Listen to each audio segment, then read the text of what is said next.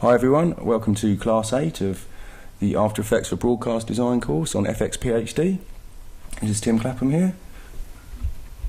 Okay, so this class is the first of three classes that are going to be the last three classes of this term. What we're going to do is we're going to have a look at a little bit of 3D, and then we're going to take that into After Effects and see how we can enhance it and add in some After Effects 3D layers, match it in with the 3D renders that we have. We're going to go through a few different transitions from 3D renders into After Effects and then back into a 3D camera move at the end. So rather than come up with some fictitious TV program, promo or anything like that, what I thought we'd do is just create animation for animation's sake. I thought I'd base it around a logo, and we could kind of look at different ways of making that logo and how we can transition between them. So let's have a look in Illustrator at the logos that we come up with. So I decided to call the logo No Logo. This is one of the designs. These are just some sketches, kind of looking at different things we could do with it. For this example, in the end, I didn't go this route. I'll show you the result I came up with at the end. Yeah, I quite like this design here, and I think this is the one I'm going to go with. It's actually three layers of red, green and blue set to add, or it's screen actually because we're in Illustrator, but when they overlap it goes pure white. Quite like the colours and the patterns, so that's one of the logos we're going to use. Here's another logo for the No Logo design that we came up with. A kind of blocky design, again using red, green and blue. That was one idea that I had for it. In the end, I kind of like the idea that if we put a stroke on this, and if we kind of increase the size of the stroke, say to 40, you start to overlap and you get these nice colours. If you make it even bigger, and it becomes illegible, but graphically it looks quite cool. So yeah, that's another logo that we're going to work with on this project. Here's another idea, this again using the red, green and blue, this time with lines to form the letters. Still very much work in progress, this one. And here's another one which is a kind of bit more crazy, kind of illegible, but I thought the dots could make quite cool transition or patterns, especially if they're all spread around in 3D. If I switch the different layers on and off, it can create different effects, which is quite cool. So we may be using this one, not sure yet. And here's another No Logo that we came up with. I think this one would work quite well translated into 3D, so we may well be using this logo in the project too. Okay, so that's the different logos that we came up with. The first thing that I did was took the blocky logo and created a 3D model of it. So here's that logo again, just to remind you, and now it's been taken out of the kind of sketch document, the one where it's just for working stuff out, and placed it into here, saved it out as revision 8. What I've done is I've positioned it so that if we just switch rulers on, the 0 position of the ruler is pretty much around the centre of the logo. So now I've exported that as a revision 8, I'm going to bring it into Cinema 4D. So inside Cinema 4D you can see that I've imported the splines and kind of named them appropriately. I've then added an extrude NURBS. Now obviously this is an After Effects course and it doesn't need to be too 3D specific, so whichever 3D application you're using and however you extrude splines, that would be the method that you use. So just here's a quick tip for the Cinema 4D users out there. If you place all your splines underneath the extrude NURBS, let me just enable that. Okay, you can see that I've set it up already. I've set it to have an extrusion of 100 units, and I've checked the hierarchical box. If I uncheck that, you'll notice that it will only affect the first spline in the hierarchy. But if we do that, it will affect all the splines. I've also given it a fillet cap with 5 steps and 3 meters. And that's what gives it the slight rounding on the front. So there we have our kind of logo extruded. Any of you that use different applications can obviously do that in the method that your application uses. But in this example, if you do use Cinema 4D, once you've set up your extrude NURBS like this, what you can do is press the C key. Now, if we unfold this, you'll see that we now have a separate extrude NURBS object for each spline. Also, the axes of each extrude NURBS is in exactly the right place where we need it, so that if we want to move or rotate that letter, it will move and rotate around the centre of the spline, rather than the very centre of the group, which was over here. So that's a pretty handy way to set up a group of extrude NURBS to all have the same parameters. Okay, back to the more generic 3D stuff. Once I'd done this, what I needed to do was apply some materials to it. So the type of material I used, I decided to kind of create a sort of glassy material. So here are the 3 glassy materials that I created at the bottom. I'm not going to go through exactly the parameters for each of them, but suffice to say, if we go to like the reflection channel, you can see that it's kind of bright red for the red glass. I then applied these to each letter, so that we've got our red, green and blue letters. And there it is. So the next thing I needed to do was add in a camera, which you can see here, and animate the camera. For the camera animation, I used a technique that can easily be translated and used in After Effects.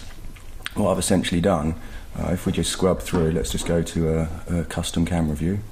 You can see the camera zooms back through the letters, and at this point here, it kind of arcs round till it's in front, then finally it zooms in.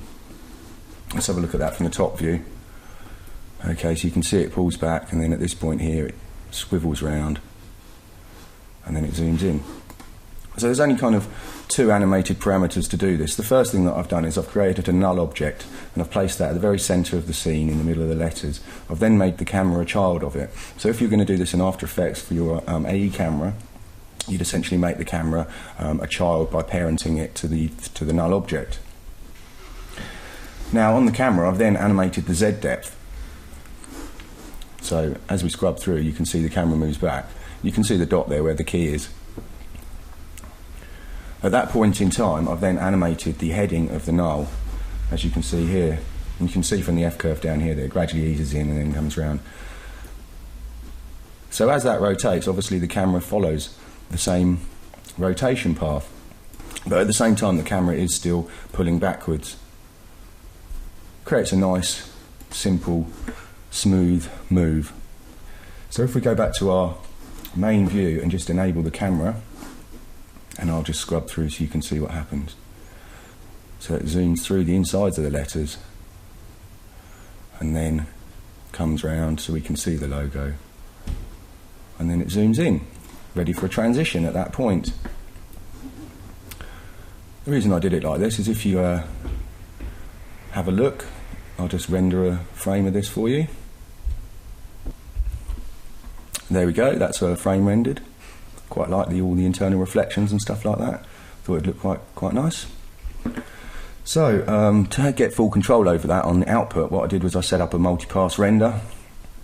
I'm going to have a quick look at the render settings in here.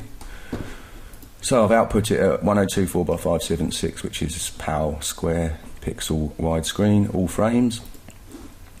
I've output the main render with a straight alpha channel, and then in the multipass settings I've enabled a diffuse, a specular and reflection pass. I've also output those as QuickTime movies, so we should have a separate movie for each one. Now these are all options that are available in quite a few 3D programs. I think this one's a little bit more unique to Cinema 4D. In the save parameter we have the option here to save a compositing project file. We can choose After Effects, Combustion, Final Cut Pro, Motion or Shake. We can then export 3D data. So you can just click here to save that, or when you render it will save it automatically with the 3D renders. The other thing I've done is I've added a compositing tag onto this no logo null. It's actually an external compositing tag. That just means that when we export using the Cinema 4D compositing project file export feature, that null will be brought into After Effects. So that'd be quite handy if we need to use that to match up any positions, stuff like that. So that's all set up. So then I rendered it out, and we can jump back into After Effects now and see what we're going to do with it. So when I import the export from Cinema 4D into After Effects, this is the result that we get. You can see that we have our 3 multi-pass renders and then also the main RGB render. Here we have a solid it's created, which is a null, which was from the external compositing tag that I used, and here's the composition that it's created for us.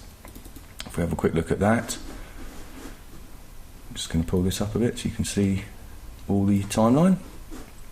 Okay, you can see that it's created keys for the camera for every single frame. It's essentially baked the camera. If we scrub through, you can see the render. You can also see that we have this null object here, which is positioned exactly where we wanted it to. So that's all pretty handy stuff.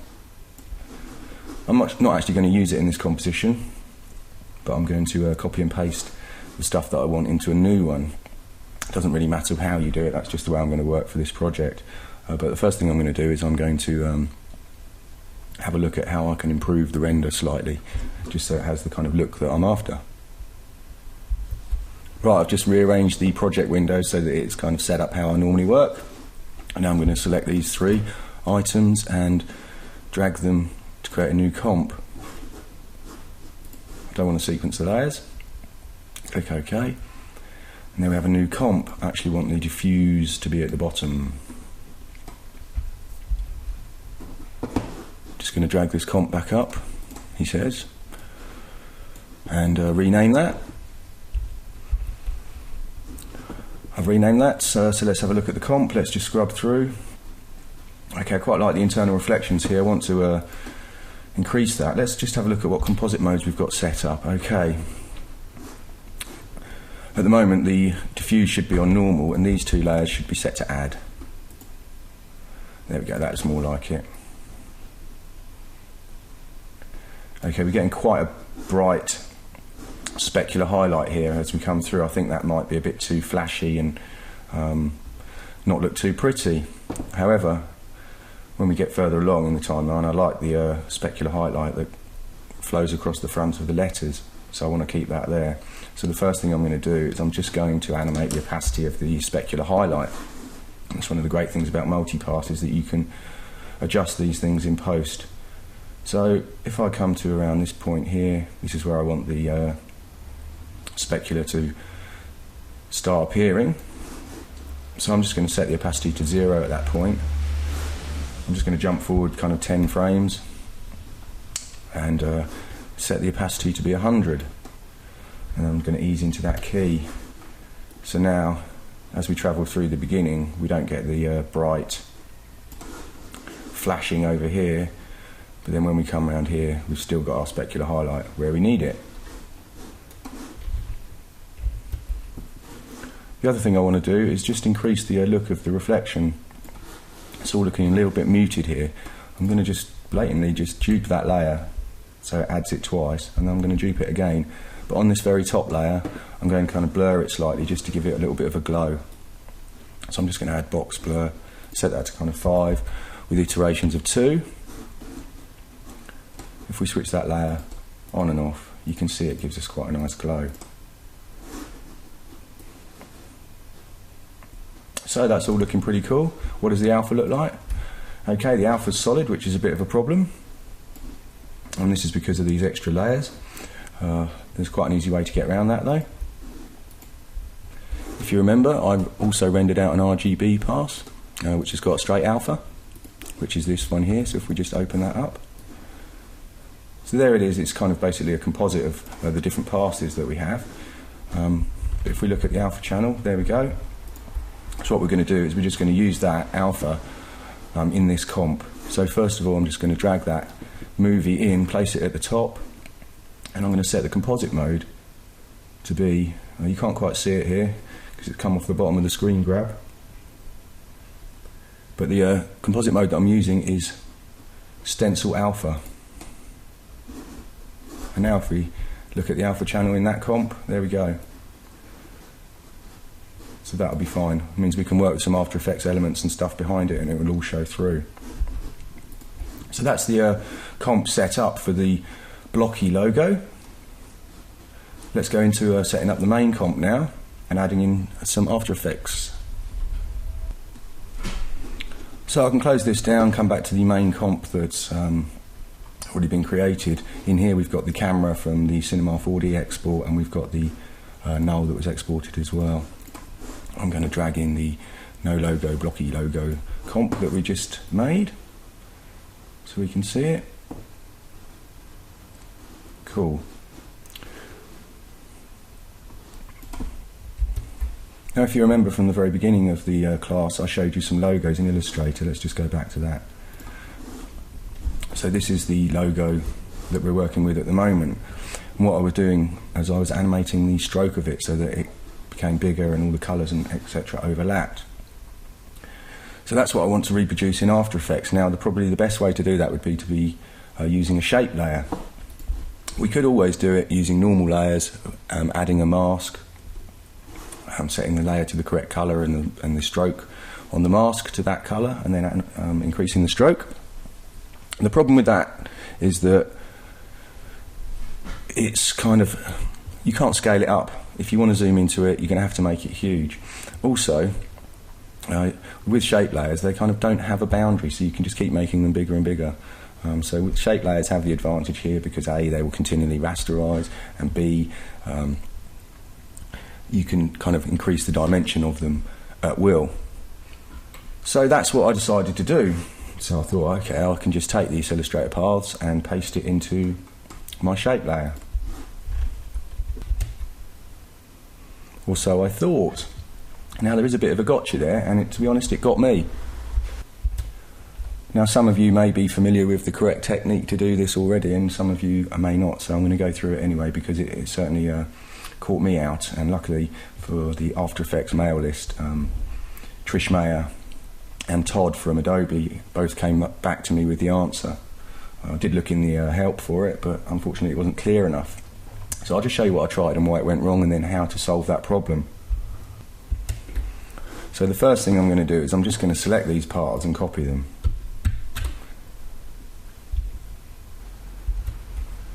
Go back to After Effects in our main comp here.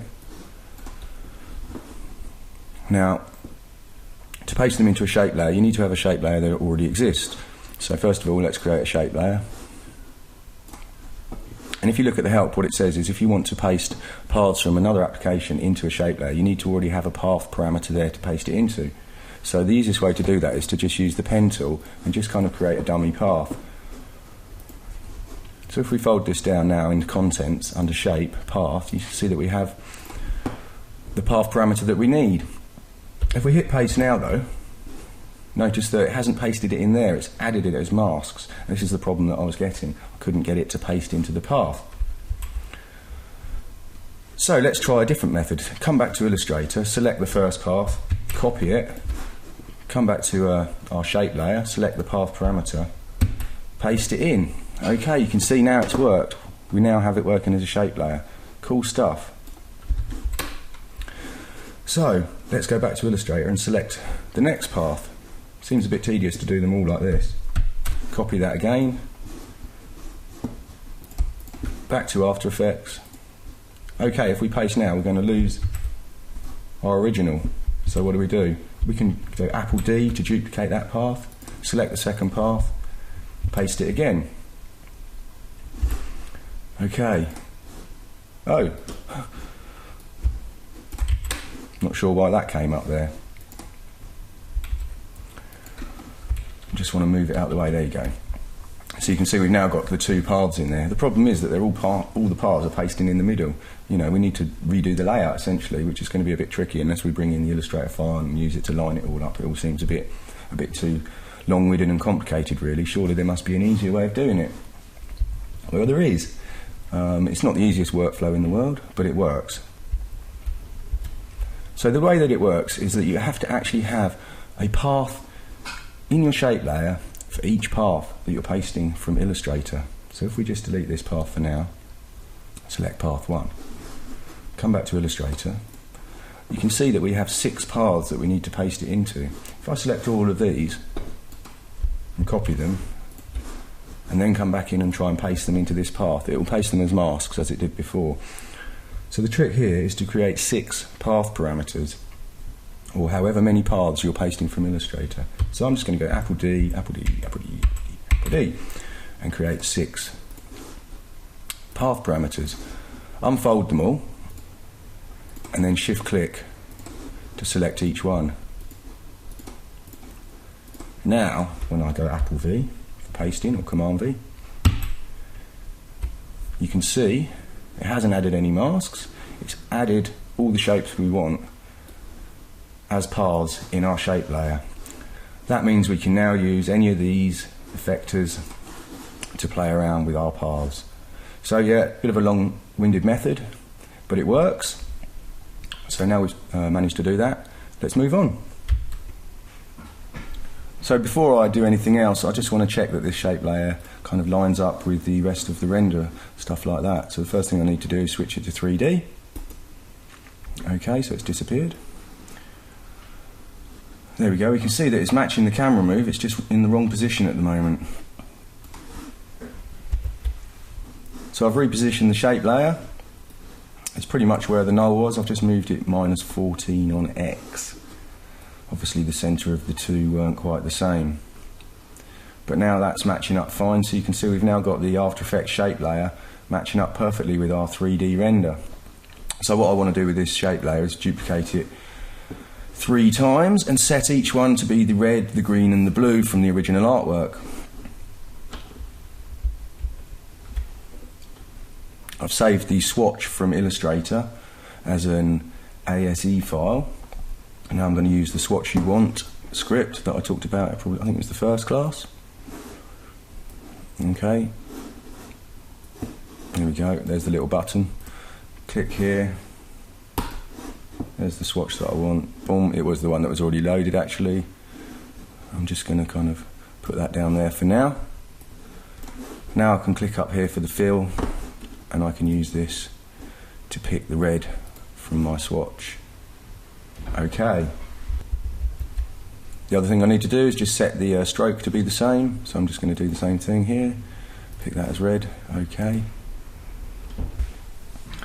I'm going to set the stroke to be 0.1, so it's hardly visible at the moment. And then we can animate it getting larger, as I demonstrated in the Illustrator file earlier on. But before I do that, I need to kind of dupe this shape layer and set up the red and the green and the blue layers. So I'm just going to do that now and then show you what I've done. Okay, I've duplicated the layer and deleted the relative paths and then renamed each layer, so you can see we have the separate components. Now I've just got to go in and just set the colour for each one of those. Okay, so I've done that, so they now have the respective fills and strokes on them. The last thing to do is just to set these layers to be in add mode. That way when they overlap we'll get the nice kind of mixing of colours for each one. Okay. Obviously the colour changes because we've got the 3D behind where it's adding on to it. Not to worry, I'm going to kind of get rid of that 3D as it comes into settle anyway. So let's just do that part, shall we? So at the 3-second mark I'm going to just set a key for the opacity of the logo pre-comp. Jump forward 10, which you can do with shift command page down, shift page down even. And at this point I'm just going to set the opacity to be 0. Let's select both keys by clicking the word, press F9 to easy ease those, and then Alt square right bracket to trim that layer to that point. So now we're using the camera that we exported from the 3D program, but that's purely After Effects layers now. There's no 3D involved at all here, and then back here that's where our 3D render is. So the next thing I want to do is bring in the After Effects shape layers. I don't want them visible right from the beginning here. I want them to appear as the logo turns around and settles into its kind of fully visible position. If I scrub back and stop at a point kind of here, I think is where I want the shape layer to start fading up. So I'm just going to select these 3 layers Alt left square bracket to trim them to there. I've selected them all there, excuse me. If I select the 3 shape layers, Alt square bracket to trim them there, press T for opacity, and I'm going to set that to 0. You can press Alt T to add a key, and then I'm going to jump to the 3-second time, and I'm going to set the opacity to be 100 with an ease in onto that. So now these shape layers fade up as the logo turns in, and as they become fully opaque, the 3D behind disappears. The next thing I'm going to do is add another shape layer. I could have, or should I say, I should have kept the original shape layer and duplicated it, because I need all the paths on this one. So what I'm going to do is I'm going to just duplicate the top one, rename this line. Okay, and then if we fold down to see the contents of the other shape layers, first of all,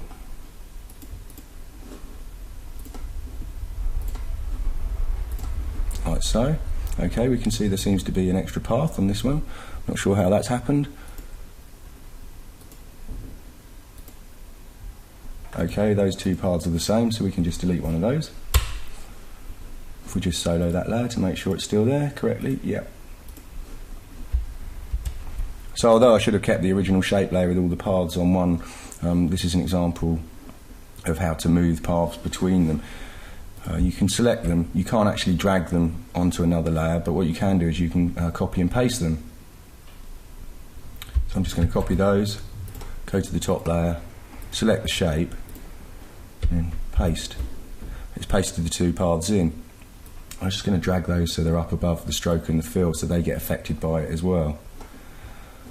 I'm going to come down to the last layer and copy and paste these. So I've copied those, select shape here, paste them in again, and just move them up above the stroke and the fill. So if we solo that layer, we can see we have all the paths in one layer again. I'm going to just switch off the fill for this, select the stroke, and up here I'm going to make that white. I'm also going to make it 2 pixels. If we hide masks, we can now see we have a kind of outline of our logo as well. So let's unsolo that layer, and you can see that that's sitting on the letters perfectly fine.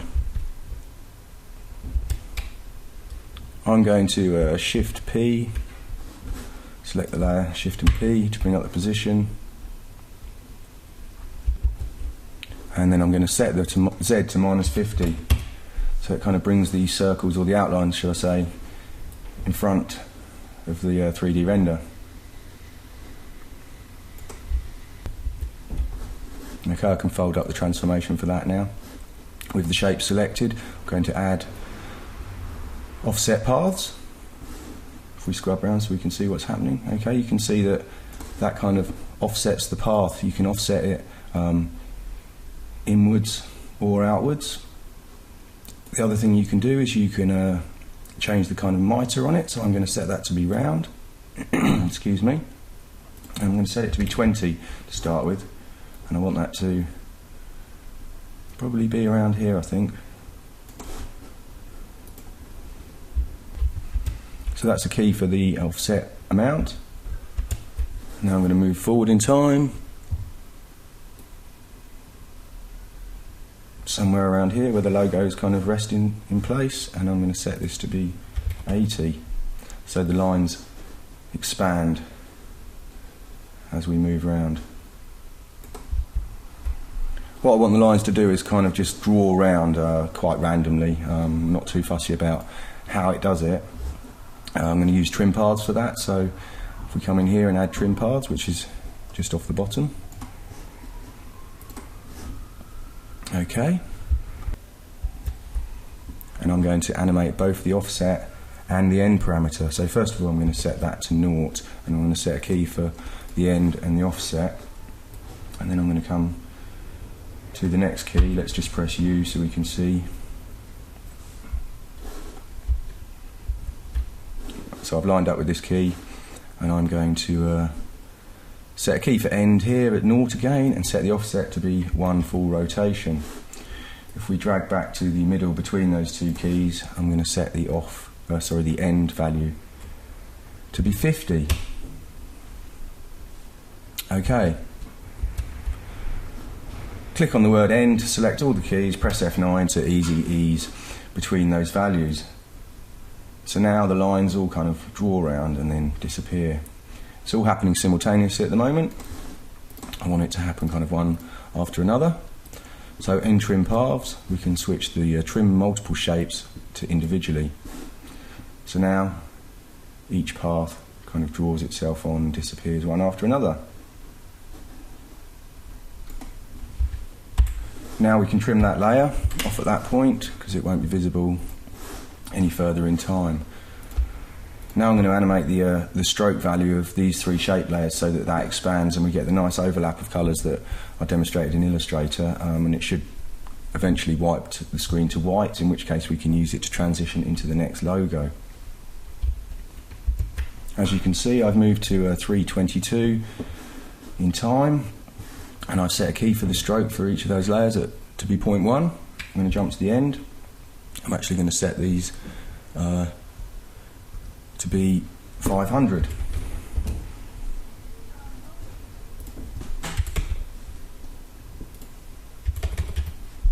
Okay, so the whole screen's gone white, which was the desired effect. So let's just kind of slowly scrub backwards. Okay, we've got some problems occurring here and here. That's because I haven't set the mitre correctly for the stroke, so I need to just go in and set that. I've folded out the contents of the layer. If we come down to the stroke parameter, here we have the option line join. If we switch that to round join, you get a much nicer rounded stroke. So I just need to do that for each of my shape layers. Now as we scrub through, it ends on white. Okay, that's all looking good so far. Just fold those up. Right, I'm just going to jump back to a point in time slightly earlier, somewhere around here, and I'm going to add a kind of trail effect to the shape layers. And what I'm going to do is I'm going to use the echo effect. So if you select the first layer, choose effect, time, echo.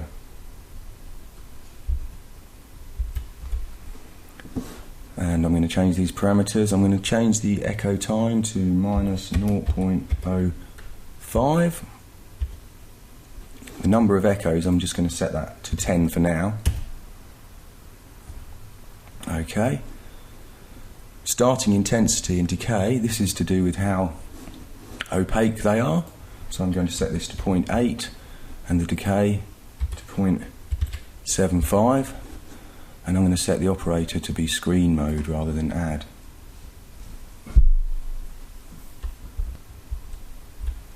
Now I'm going to just select this effect and copy it, paste it onto the other two shape layers. So we're getting quite a nice kind of echoey trail effect going on. What I want to do is I want to animate the number of echoes so that it starts off low and gradually increases. I'm just going to do that on one layer and then link the other two using expressions. I think that's the easiest way, because then if I need to change it, I can always come back and just adjust the one layer and all the others will follow suit. So if you select the layers and press UU, okay, I don't need to see the contents, I just want to see the effects. I'm just going to fold that up for now. Okay. Press F2 to deselect. I'm going to tilde to see all the timeline for the moment. So if I animate the shape layer red and then link the parameters from the other two. So first of all, let's alt click number of echoes on here. We drag this down to number of echoes on red, and we do the same for the blue layer. Okay. So select the red layer, press I for in point, let's set the number of echoes to 0, add a key,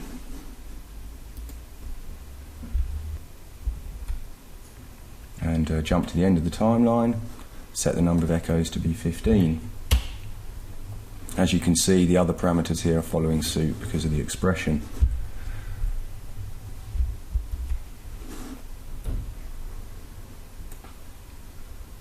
So we're getting quite a nice trail effect going on as well. I've rendered a RAM preview so you can see where we've got to. Everything seems to be working fine. Get some quite nice patterns from the echo as it zooms towards us as they all overlap. Cool stuff. Just going to jump forward frame by frame. So this is the point where it's pure white. So jump back one frame, and I'm just going to trim these layers to that point, because that's the point of the next transition. As long as we start the next transition on pure white, everything should work pretty seamlessly. So let's trim those to that point there. Okay, so we're ready for the next transition there. That's something that we'll be doing next week. Just before we finish this class, I'm just going to add in just some small background detail. I'm sure later we'll come back and jazz it up slightly, but I just want to add in something just for now. So I'm going to go Command Y to add a new solid, OK that, and drag it to the bottom. Next I'm going to add the ramp effect, generate ramp, set it to a radial ramp, and invert the colours for now. Okay, so I can just pull the start of the ramp to the middle and the end of the ramp I'm going to take to the corner. If we then choose Effect, Colour Correction, Colorama. Okay, Colorama is a pretty cool tool. It's one of the best ways to get gradients. Unfortunately, After Effects doesn't have a particularly great gradient tool, but if you use the ramp effect and then combine it with Colorama, you can effectively have multicoloured gradients very easily. If you go to the output cycle, here you can see the colours that are used. This point here corresponds to black, and this point here also corresponds to white. If we put up ramp red, you can see what I mean. So this is the lightest part and this is the darkest part. If you click and drag round, you can move the knots on the gradient. If you click down here and drag across, you can also adjust the alpha of each knot, so you can have kind of transparency within your gradients. So that's all pretty cool. I actually want it to start with black, so I'm just going to double click the red knot and set that to black. So now the whole thing's black. And now I'm going to select the other knots, which is pretty difficult to see, but you can tell from this arrow which one you've selected. Double click that. And I think I'm going to select a colour like that, dark red. Quite subtle, just kind of frames the logo. If you wanted to add any more knots on the gradient, you literally just click and it comes up with a colour picker, and you can OK that, and then you can kind of move them wherever you want. To actually get rid of the knot, you just pull it off. You can also go in here, modify, and it has the option to modify different channels only, modify alpha, and to change empty pixels. That's quite handy to remember, because quite often you don't want it to modify the alpha. So if it's coming out a bit funky, check that. Obviously it's not relevant for us because we haven't got an alpha on this layer anyway. Okay, so there you go. Now we have a bit of a gradient in the background. So the comp's starting to come together. So I've made a RAM preview of where we've got to so far, and that's the end of this class. During this class we looked at how I set up the logo in 3D. We then rendered that out with multipass using a few different layers, and also exported the camera data and brought it into After Effects. We took the same logo from Illustrator, copy and pasted the paths into shape layers. Bit of a funky workaround for that, but got there in the end.